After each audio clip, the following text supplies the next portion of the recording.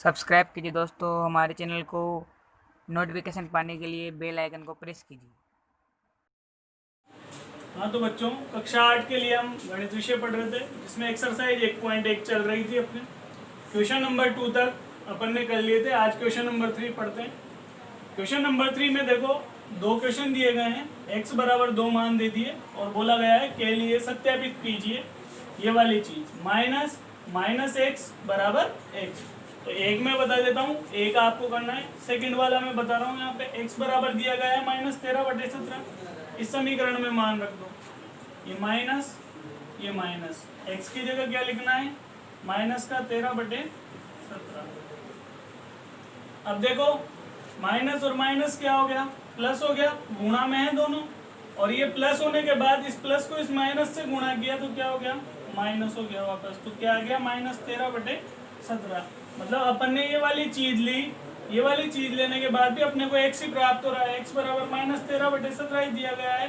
तो ये चीज यहाँ पर सत्यापित हो गई। बस ऐसे ही ये वाला करना है आपको। तो इसको नोट कीजिए आप। क्वेश्चन नंबर 4 है, गुणात्मक प्रतिलोम लिखिए। तो अब यहाँ पे देखो, पहला क्वेश्चन है -13, इसका अपन को क्या लिखना है, गुणात्मक प्रतिलोम। तो गुणात्मक प्रतिलोम मैंने बताया था क्या होता है। कोई संख्या a है, इसको अपन ऐसी संख्या से गुणा करें कि इसका मान 1 आ जाए। तो किससे गुणा करेंगे, 1/a से। मतलब किसी संख्या का व्युत्क्रमी क्या होता है, उसका गुणात्मक प्रतिलोम होता है। तो यहाँ पे -13 दिया गया है, तो -13 का गुणात्मक प्रतिलोम क्या हो जाएगा, -1/13। इससे यदि अपन इसको गुणा करेंगे तो क्या आ जाएगा, 1 आ जाएगा। अब ये वाला देखो, फोर्थ वाले में दो संख्याएं दे दी, तो पहले दोनों को गुणा कर लीजिए। माइनस माइनस प्लस हो गया, 5 को 3 से गुणा किया 15, 8 को 7 से गुणा किया तो 56। अब इसका अपन को क्या लिखना है, गुणात्मक प्रतिलोम। गुणात्मक प्रतिलोम। अब इसका गुणात्मक प्रतिलोम क्या होगा, इसका व्युत्क्रम होगा। इसके व्युत्क्रम से गुणा कर दो इसको, तो 56/15। इसी प्रकार ये देखो, पांचवा गुणा कर दो। पहले माइनस को माइनस से गुणा किया, प्लस हो गया, 2/5 आया। और 2/5 का ये गुणात्मक प्रतिलोम क्या होगा, इसका व्युत्क्रम होगा 5/2। इसके बाकी के दो क्वेश्चन बच रहे हैं जो आपको करने हैं, इसको नोट कर लीजिए। क्वेश्चन नंबर 5 देखिए। अब क्वेश्चन नंबर 5 में कहा गया है, प्रत्येक गुणन के अंतर्गत उपयोग किए गए गुणधर्मों को लिखिए। यहाँ पे 3 गुणा दे दिए हैं अपन को, इसमें कौन कौन से गुणधर्म का उपयोग हो रहा है ये अपन को लिखना है। तो पहला क्वेश्चन देखो, -4/5 गुणा 1 बराबर में 1 गुणा -4/5 बराबर में दिया गया है -4/5। इनको हल कर रहे हैं तो -4/5 आ रहा है। अब देखो यहाँ पर कौन सा नियम लग रहा है, अपन ने जो भी नियम पढ़े उसमें कौन सा नियम लग रहा है। सर्वप्रथम तो देखो, ये गुणा हो रहे हैं और संख्याओं का देखो स्थान परिवर्तन हो रहा है। यहाँ पे -4/5 आगे, यहाँ पे पीछे है, यहाँ पे एक पीछे है, यहाँ पे एक आगे है। तो कौन सा नियम लग जाएगा, गुणात्मक क्रम विनिमय का। ठीक है, इसमें देखो, इसमें भी यही हो रहा है। यहाँ पे ये संख्या आगे, यहाँ पीछे, ये पीछे वाली संख्या यहाँ आगे आ गई और ये पीछे चली गई। तो इसमें कौन सा हो जाएगा, क्रम विनिमयता का।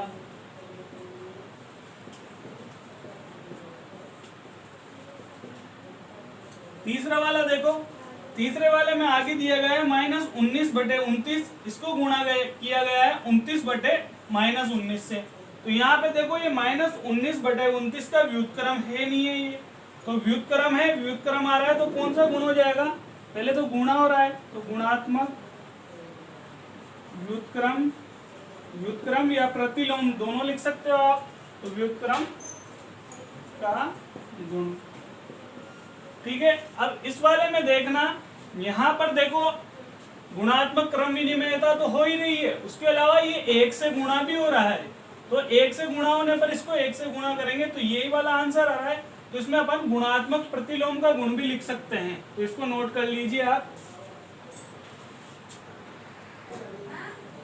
अब क्वेश्चन नंबर 7 में बोला गया है 1/3 गुणा 6 गुणा 4/3 को 1/3 गुणा 6 गुणा 4/3 से गुणा करने पर या इनको गुणा करें, जो भी प्राप्त होगा वो अपन कौन से गुणधर्म से गुणा करेंगे वो वाला गुणधर्म अपन को बताना है। तो यहाँ पे आपको कुछ नजर आ रहा होगा, देखो अपन ने नियम पढ़ा था, ये वाली संख्या a मान लो, a इंटू ये b हो गई और ये c हो गई। तो यहाँ पे b और c को साथ लिया, को किससे गुणा करना है अपन को, देखो ये वाली क्या हो गई a, ये b और ये c।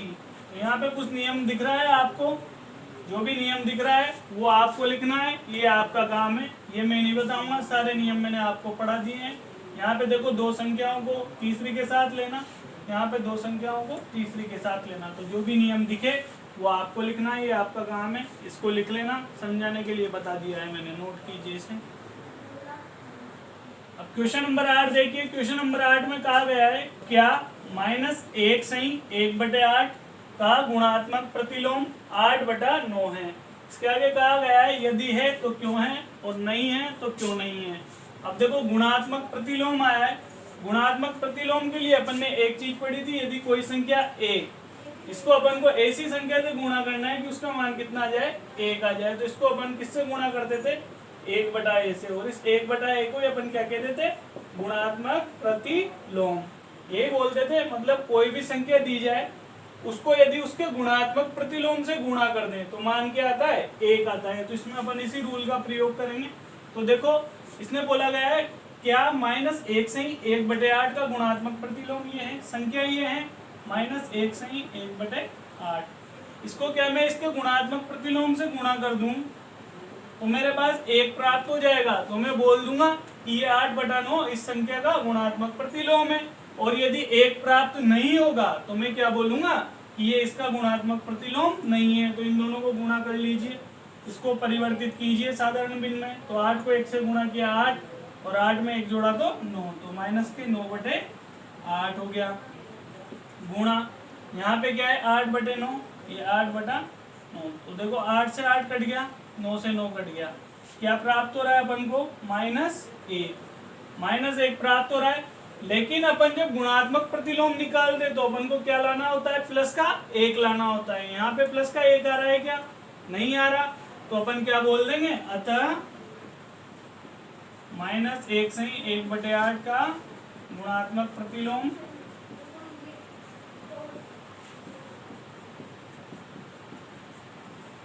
8/9 नहीं है।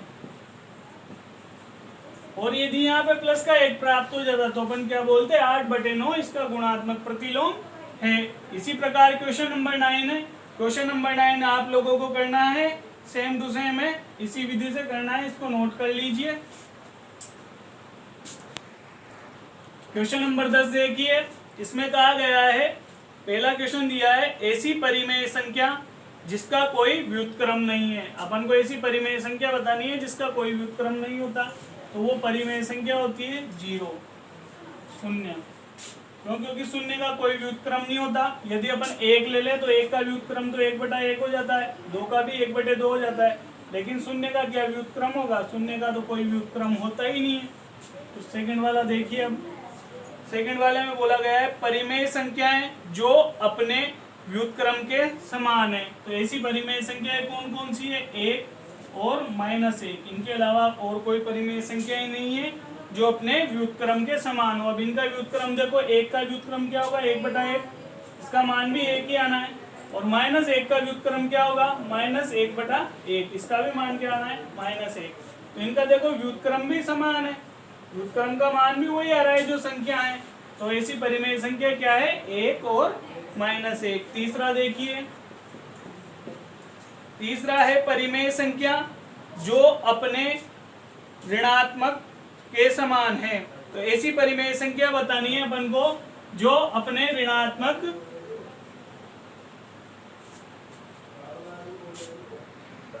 तो तीसरे में कहा गया है परिमेय संख्या जो अपने ऋणात्मक के समान है। तो ऐसी परिमेय संख्या क्या होगी, 0 होगी, क्योंकि 0 को आप प्लस में लो या माइनस में लो उसका मान क्या आएगा, 0 ही आएगा। तो ऐसी परिमेय संख्या सिर्फ 0 है। अब क्वेश्चन नंबर 11 पे आ जाइए। क्वेश्चन नंबर 11 में कहा गया है, पहला क्वेश्चन बोला गया है रिक्त स्थान वर्ण है, इसमें शून्य का व्युत्क्रम रिक्त स्थान दिया गया है। तो रिक्त स्थान में क्या आ जाएगा, शून्य का व्युत्क्रम 0 ही होता है। सेकंड वाला देखिए, सेकंड वाले में कहा गया है संख्याएं रिक्त स्थान दिया गया है तथा फिर रिक्त स्थान दिया गया है स्वयं के व्युत्क्रम में। अभी जस्ट लिखा है अपन ने स्वयं के व्युत्क्रम 1 और -1। तीसरा वाला देखिए, तीसरे में बोला गया है -5 का व्युत्क्रम, तो -5 का व्युत्क्रम क्या हो जाएगा, -1/5। रिक्त स्थान में क्या आ जाएगा, -1/5। फोर्थ वाला देखिए 1/x का व्युत्क्रम, तो 1/x का व्युत्क्रम क्या हो जाएगा, x। रिक्त स्थान में क्या आ जाएगा, x। पांचवा देखिए, दो परिमेय संख्याओं का गुणनफल हमेशा परिमेय होता है। क्या होता है, परिमेय होता है। रिक्त स्थान में क्या आ जाएगा, परिमेय। छठा वाला देखिए, छठे वाले में कहा गया है किसी धनात्मक परिमेय संख्या का व्युत्क्रम क्या होगा, धनात्मक ही होगा। कोई भी आप धनात्मक संख्या ले लीजिए, उसका व्युत्क्रम करेंगे तो उसका व्युत्क्रम भी क्या होगा, एक धनात्मक संख्या ही होगा। तो ये आपके प्रश्नावली 1.1 खत्म हो गई है, इनको आप नोट कर लीजिए। 1.2 अपन अगले वीडियो में पढ़ेंगे। धन्यवाद।